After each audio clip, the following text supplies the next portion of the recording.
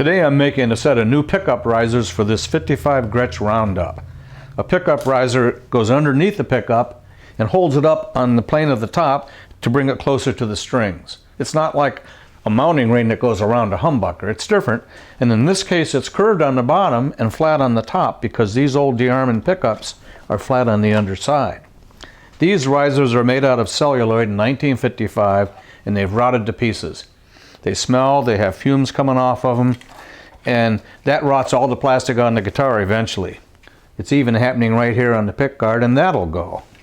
As that celluloid dries out and gets old, it rots, and these fumes come out of it. It's the solvents that are in there. Some people call it off-gassing.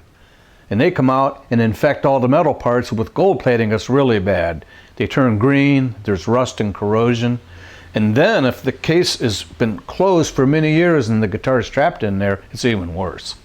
The neck pickup's the same thing, but it's in a little better shape. It's corrosion and rust all over the metal parts, and gold plating really gets it bad from the pickup rot. So what I'm going to do is make my mounting rings out of Tortoise acrylic. It's a modern material that doesn't do all that rot, and it's easy to machine. And I tried something new today. I found out that the radius on the top is a 16 up here at the bridge, and it's about a 25 up here, and I did that by taking the shape copier and picking up the shape. And I made 2 blocks to those curves, and that's what I double stick taped down my plastic to. I took some mahogany and cut it to a curved radius of the top, a tighter one on this bridge one, a little flatter on the neck. Then I could double stick tape onto the curve and put the plastic down. Clamp this in my milling machine vise and cut all around and get the accurate shape, and then cut the centers out. All I needed was the double stick tape to hold this one down because it's so skinny. This one is 2 layers glued together, and that's how Gretsch did it back then. That's a little stiffer, and I don't think that would have stuck too well to the tape.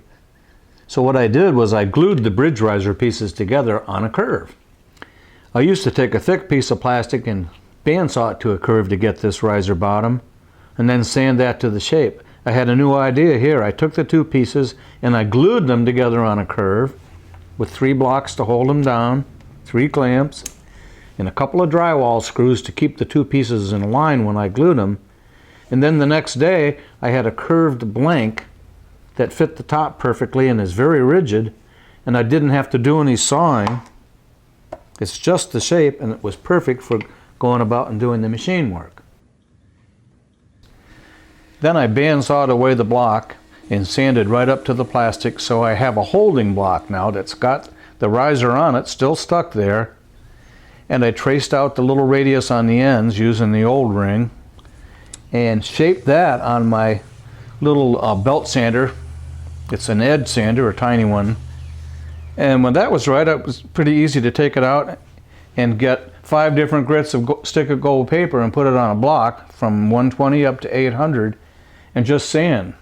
30 seconds there, 20 seconds there. Before you know it, I've smoothed out all the rough marks and I'm ready to buff. Then I buffed it on the wheel with the medium and the fine polish, and I have a good looking mounting ring that is easily as nice as the ones they made 58 years ago.